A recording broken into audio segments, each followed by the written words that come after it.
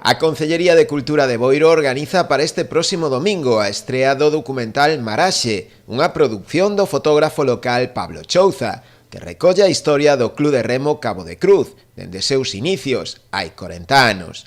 A proxección terá lugar ás 9:30 da noite, no aparcadoiro da Lonxa Crucense. Disfrutei do recorrido desde o inicio do Club de Remo, un club que montaron e que crearon os propios veciños, que a día de hoxe, 40 anos despois, aí está, competindo en niveis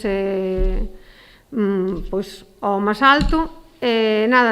Pretendemos facer esta produción para que todos os veciños, que sabemos que familias no Club de Remo sempre moi implicadas co club, pois que veñan a participar e que vexan o seu propio reportaxe e a súa propia aportación dentro da película.